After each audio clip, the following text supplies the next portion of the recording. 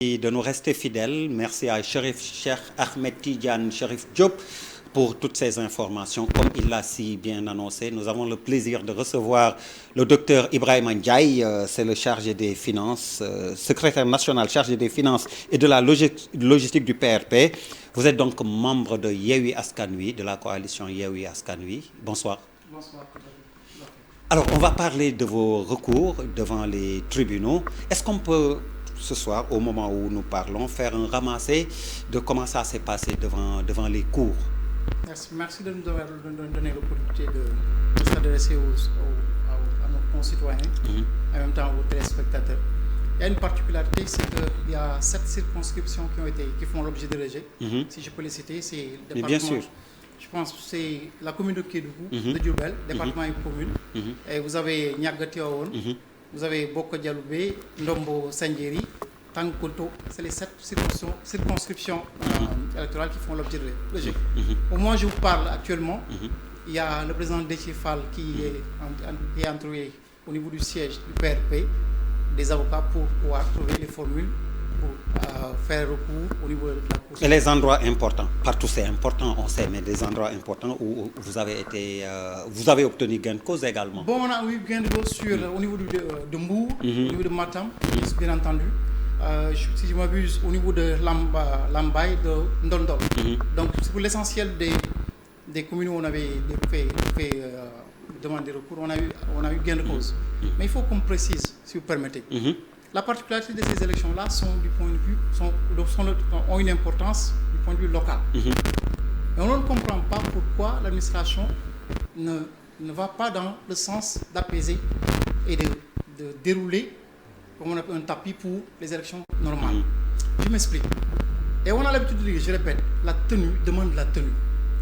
Quelles que soient les prérogatives que vous avez, dans le cadre des échéances, vous avez l'obligation de respecter la loi. Et ces préfets-là, il y a le code électoral qui définit les prérogatives.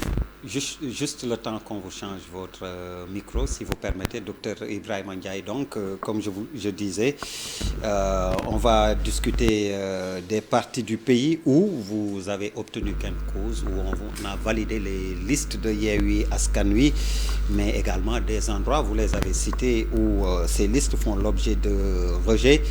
Et puis peut-être parler de la loi, le pouvoir réglementaire de l'exécutif.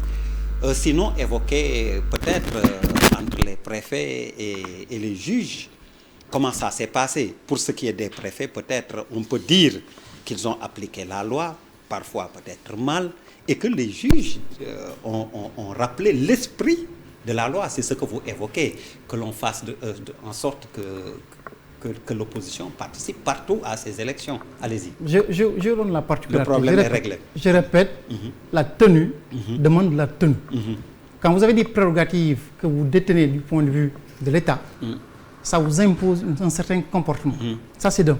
De deux, quand vous avez des prérogatives aussi par rapport que vous détenez de l'État, vous devez de respect et égard à vos concitoyens.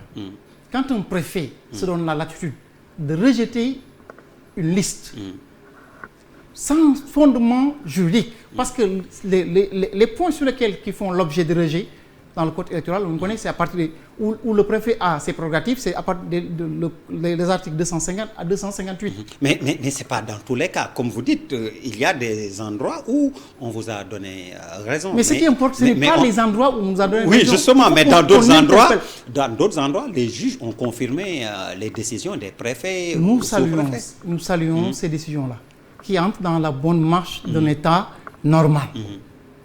Mais c'est le particulier qui pose problème.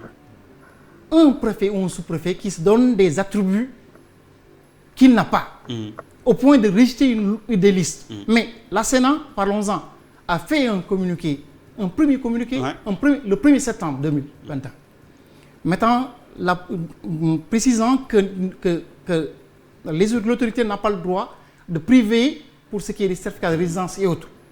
En mettant la précision sur les articles du code électoral.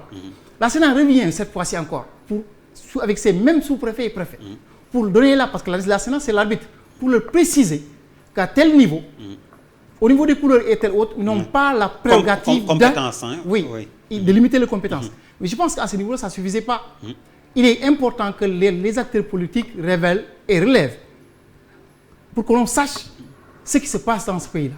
Nous allons vers des élections et ce n'est qu'un début. C'est un processus, un début où on a pas mal de problèmes et on n'a pas encore démarré. Il faut qu'on relève ensemble. Maintenant, il y a eu des rejets, ça nous le concédons, et nous sommes actuellement, où moi je vous parle, le président de Fall au niveau du siège est en train de travailler avec les avocats pour revenir là-dessus. Pour le département je pense pour la commune de Kédougou, département de Diourbel et autres, je pense que c'est au niveau de cette circonscription électorale où on n'a pas trop, il y a un recours qu'il faut introduire. Alors, cette accusation du camp de la majorité, à combien d'élections vos mandataires, je précise bien, vos mandataires ont participé parce qu'on a instruit un procès en incompétence à ces mandataires-là. Est-ce qu'ils peuvent réellement remplir la mission de désignation de candidats, collecte documentaire, remplissage de formulaires, etc. C'est un mauvais procès. Oui. C'est un procès qu'on vous fait. C'est un mauvais procès et c'est malhonnête. Vous ne pouvez pas dire, dans le cadre de cette coalition-là, parce que c'est la seule et unique coalition XXL ici. De l'autre côté, ils ont peur. Mais il ne faut pas qu'on déplace le débat.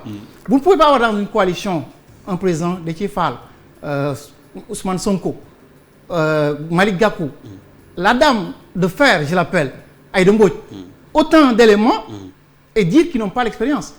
Mais si on n'est pas... Non, le procès n'est pas instruit contre ces leaders. Je dis, c'est au plan local, non, justement. Mais c'est au niveau des mandataires. C'est au niveau des mandataires. Ça va de soi. Quand vous avez... Quand l'élite est de qualité, c'est évident qu'au niveau des mandataires, qu'on est de la qualité. Parce qu'ils ont été formés.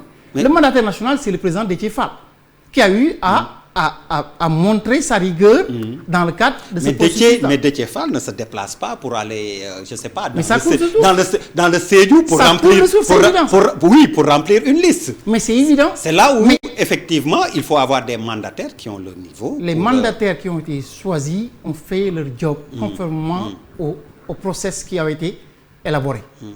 Maintenant, vous avez constaté avec moi, je l'ai relevé tout à l'heure, qu'il y a eu des manquements du point de vue de l'autorité. Maintenant, dans le cadre d'une coalition, vous ne pouvez pas ne pas avoir d'erreurs ici. Oui, des erreurs matérielles, oui. Matérielles.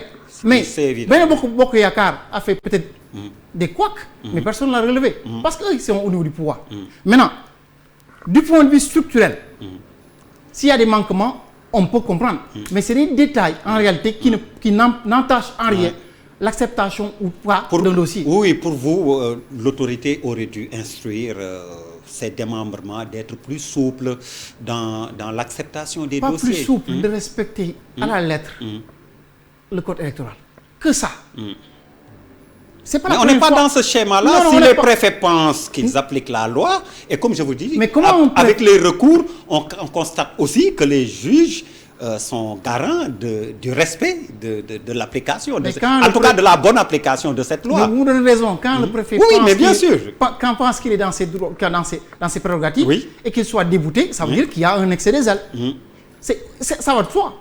Maintenant, dans de telles circonstances, il faut qu'on revienne à la raison. Surtout pour ces sous-préfets et les préfets. Ils n'ont pas les prérogatives qu'ils veulent se donner.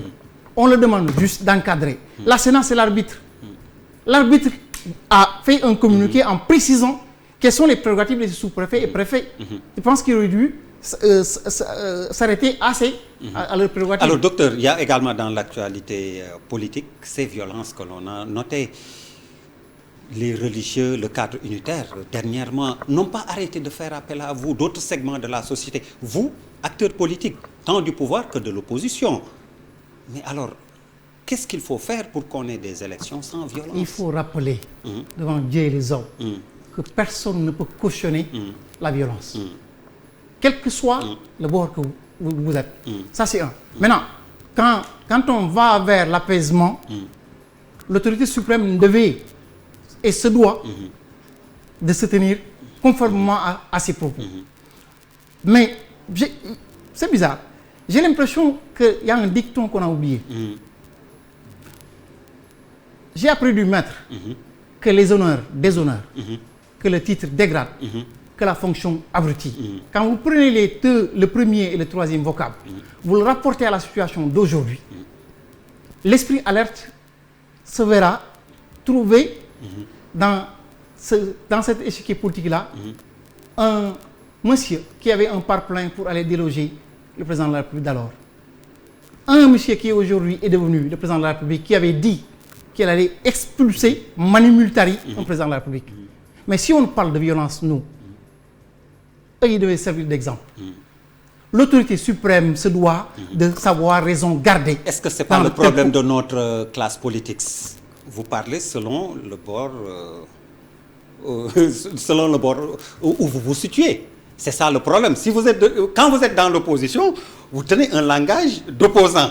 Vous êtes au pouvoir, vous changez complètement. C'est un problème. C'est un langage de pouvoiriste que les gens tiennent. C'est finalement un problème pour ce pays-là. Oui. Si les gens ne peuvent pas être constants dans leurs convictions, ça pose un problème. Oui. Mais on va continuer dans cette lancée pour que vous compreniez. J'ai à l'idée un ouvrage que vous avez lu certainement, qui fait partie des 10 classiques de l'humanité, L'art de la guerre. De Sun Tzu.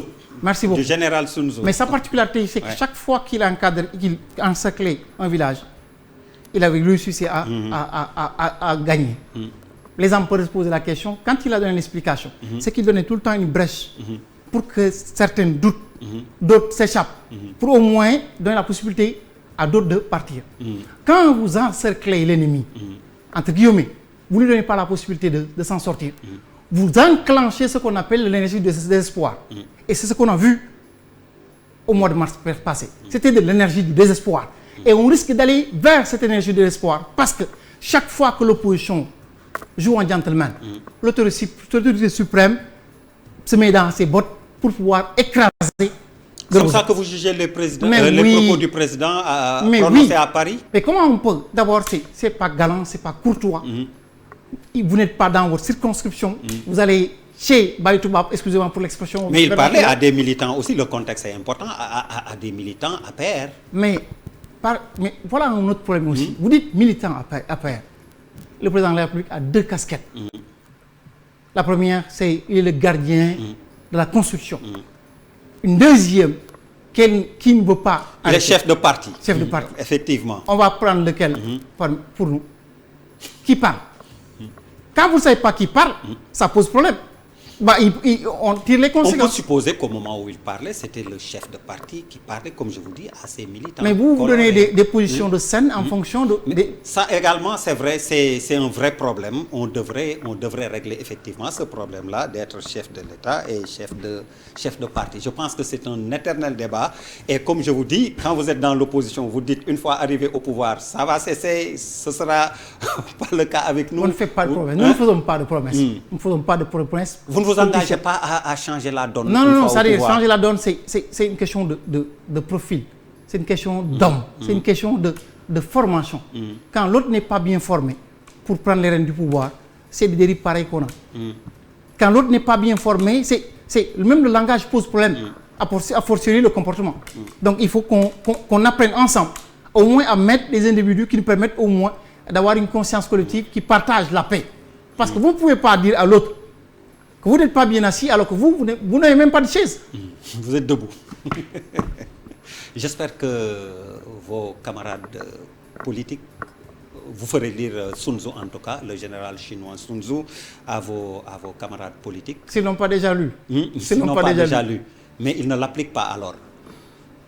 Docteur... Vous savez, mon cher, la particularité de la culture, c'est que chacun se doit donner les moyens d'y aller. Il n'y a pas de science infuse. Quand vous ne faites pas l'effort, vous n'avez pas la science. Docteur Ibrahima Ndiaye, je vous remercie. C'est moi. Merci, mesdames, messieurs, de nous avoir suivis. Bonne suite de programmes sur la TFM, la télévision Futur Média.